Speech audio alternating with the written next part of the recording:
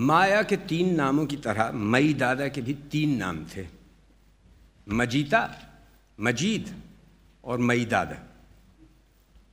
مجیتا کہنے والے ان کے سامنے اللہ کو پیارے ہو گئے، مجید یا ارما مجید کہنے والے 2-3 بڑے بوڑھے ان کے بعد بھی کچھ دن زندہ رہے۔ باقی تمام لوگوں کے لیے، سارے شہر، سب زمانوں کے لیے وہ مئی دادا تھے۔ خود مئی دادا کا بیان تھا کہ ان کا اصل نام عبد المجید خان یوسف جئی ہے۔ چنانچہ پولیس کے مشیر ناموں، راشن کارڈوں، سرکاری اسپتال کے کاغذوں اور آخر میں قبرستان کے رجسٹر میں ان کا نام عبد المجید خان یوسف زئی لکھا گیا۔ اگر ان کا کوئی وارث ہوتا تو لوح مزار پر بھی عبد المجید خان یوسف زئی ہی لکھا جاتا، اس لیے کہ یہی ان کی وصیت تھی۔ مئی دادا کے بارے میں محلے کے دھوبیوں نے اڑا رکھا تھا کہ وہ ذات کے ہندو تیلی ہیں اور ان کی مسلمانیاں تک نہیں ہوئی ہیں۔ دھوبیوں کی اس حرم زدگی کی وجہ خود مئی دادا یہ بیان کرتے تھے کہ جوانی میں دھوبیوں کے سلسلے میں ان سے کچھ لغزشیں ہوئی تھیں اور یہ بد جانوروں کی اولاد اب ان باتوں کا انتقام لے رہی ہے۔ دھوبی محلے میں ان کی تگ و تاز کے بارے میں مجھے بس اتنا معلوم ہے کہ جوانی میں مئی دادا دیکھنے دکھانے کی چیز تھے، اور یہ کہ ان کی آخری محبوبہ جمرت دھوبن سن 65 میں 70 سال کی ہو کر مری۔ میں نے ڈبہ کیمرے سے کھینچی ہوئی بادامی رنگ کی ایک بوسیدہ تصویر بھی دیکھی ہے جس میں 18-20 برس کے مئی دادا کان کی لو تک پہنچی ہوئی لوہا چڑھی لاٹھی تھامے، تارا سی آنکھوں میں بہت سا سرما بھرے ایک زبردست پگڑ باندھے کیمرے کو گھورتے ہوئے دکھائے گئے ہیں۔ مئی دادا کی یہ تصویر پھپھا ابا مرحوم کی کھینچی ہوئی ہے، جنہوں نے شہر میں سب سے پہلے سن 1800 کچھ میں بمبئی کی کسی پارسی فرم سے کیمرے کا VP پارسل منگایا تھا۔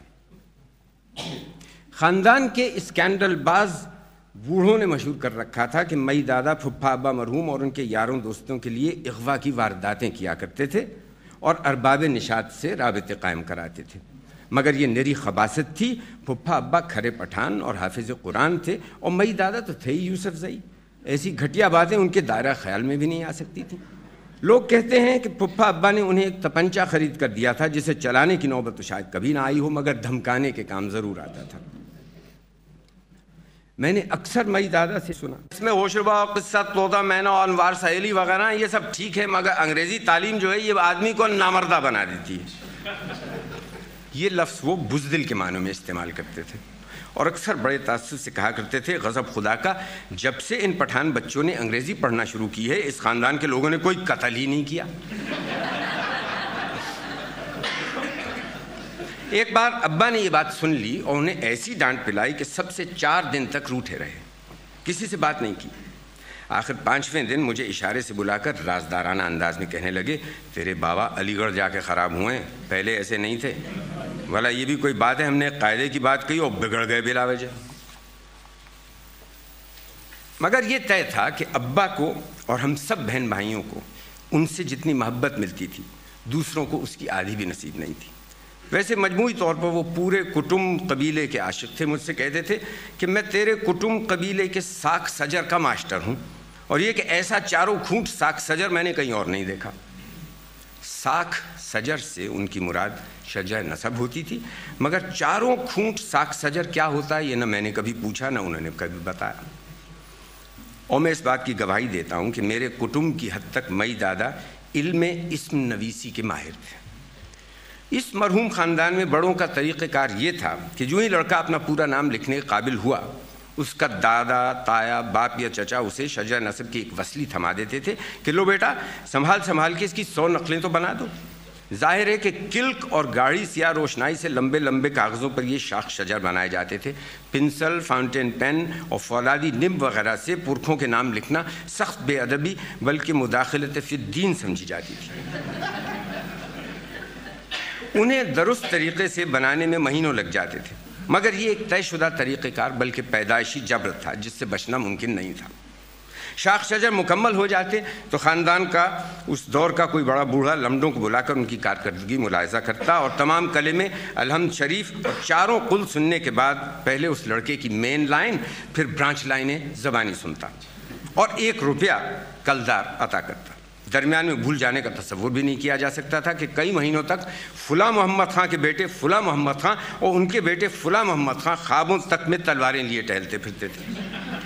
لیکن اگر غلطی سے ان محمد خان کے بیٹے ان محمد خان کی بجائے وہ دوسرے محمد خان لکھ دیا گیا اور دادا کی نظر پڑ گئی تو سمجھو مارے گئے۔ انگلیوں پر کلک تقریباً توڑ دیے جاتے تھے کہ سور میرے نگر سگڑ دادا کو ولد الحرام بتا رہا ہے۔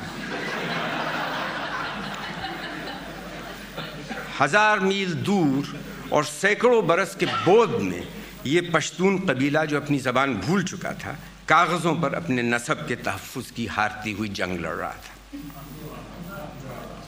تو دوسری اولاد نرینہ کی طرح اس اذیت سے کہ جو ہمارے یہاں ختنئی کی طرح لازمی تھی مجھے بھی گزرنا پڑا۔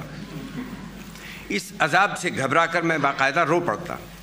تب ایسے میں مئی دادا خدا کے بروقت فرشتوں کی طرح میری مدد کو آتے اور اسم نویسی کا مسئلہ پانی کر دیتے۔ گھنٹوں میرے پاس بیٹھ کر گتھیاں سلجھاتے اور ہمت بندھاتے۔ خود ان کے شجرہ نسب کے بارے میں سوال کرنے کا ہمیں کبھی خیال ہی نہیں آیا ہوگا تو دھوبیوں کی اڑائی ہوئی افواہوں کے تناظر میں یہ سوچ کر کہ مئی دادا اس بارے میں بہت حساس ہیں، ہم لڑکوں نے کبھی پوچھا نہیں۔ ایک بار کسی بزرگ خاتون نے خوش مزاجی سے پوچھ لیا کہ مجید تو سب کے شجرے یاد کیے بیٹھا ہے، خود اپنا شاخ شجر بھی یاد ہے تجھے؟ تو اتنی ہی خوش مزاجی سے بولے ہاں بیا کیوں نہیں، سنو، شمسیر ابن شمسیر ابن شمسیر ابن عبد المجید خان یوسف جائی، اور ایک زبردست تحقیق مار کر ہنسے۔ نادر شاہ درانی کا یہ تاریخی لطیفہ بھی انہیں چچائی نے سنایا تھا۔ ہم لڑکوں کے لیے ان کی جو حیثیت تھی، اگر اسے کسی ایک دو لفظی اصطلاح میں بیان کیا جا سکتا تو وہ اصطلاح تھی ماہر پشتونیات کی۔ وہ ہمارے لیے پٹھان ساگا کے عالم تھے۔ مثلا یہ کہ پشتو زبان جو دنیا کی پرشکو زبانوں میں سے ایک ہے، کچھ اس طرح بولی جاتی ہے کہ دغا روڑا دا پستہ دا بادام روڑا دا ہینگ، اور ہمیں یہ بہت شاندار لگتا تھا کہ ہمارے پرکھ ایسی زبردست زبان بولتے ہوئے کفار کے علاقوں میں در آئے تھے اور انہوں نے سیاہ فام بھیلوں اور گونڈوں کے درمیان کھڑے ہو کر یہ زبان بولی تھی۔ کیسا رو پڑتا ہوگا مقامی آبادیوں پر۔ اپنے ہم عمر کٹمب قبیلے والوں میں شاید میں سب سے زیادہ پرتخیل تھا۔ آنکھیں پھاڑے منہ کھولے ہوئے مئی دادا کا بولا ہوا ایک ایک لفظ پیتا رہتا، اور جب میری عمر کے دوسرے لڑکے پتنگیں اڑانے اور ہاکیاں کھیلنے میں لگے ہوتے، میں باڑے کی کوٹھڑی والی چھت پر چڑھ جاتا اور اپنے قبیلے کے وطن تیرہ سے 1000-1500 میل دور اپنے پشتون اجداد سے 250-300 سال پرے ٹین کی نالی دار چھت پر لیٹا ہوا قبائلی جنگیں لڑا کرتا تھا، یا بقول مئی دادا درہ خیبر میں ڈنڈم ڈنڈا اور تلوارم تلوارہ کیا کرتا۔ گرمیوں کی چھٹیوں میں یہ میرا پسندیدہ کھیل تھا کہ میں کاٹ کباڑ والے تاریک کمروں میں گھس جاتا یا تل گھروں میں اتر جاتا اور کھیتی باڑی کے آلات میں دبے ہوئے زنگ خوردہ آدھے پون ہتھیاروں میں سے اپنے مطلب کی کوئی چیز نکال کر اسے اپنے طور پر سیکل کرتا۔ سو میں اپنے زنگ خوردہ سپاہی کو بحال کرنے کی کوشش میں بہن بھائیوں کے روبرو ناٹک کیا کرتا۔ پردادا کی کامدار مخمل کی پھٹی ہوئی فرغل پہن کر کمر سے آدھی پون تلوار باندھ کر میں پشتو مکالمات میں جو ظاہر مئی دادا کی ایجاد ہوتے تھے کفار کو للکارا کرتا، پشتو رجس پڑھا کرتا۔ مئی دادا کو یہ ناٹک اور ہتھیاروں کی بحالی بہت اچھی لگتی تھی۔ وہ گھنٹوں ہم لوگوں کے ساتھ اس کھیل میں شریک رہتے، کیونکہ ان کا بیان تھا کہ وہ ہتھیاروں کے درمیان پیدا ہوئے ہیں۔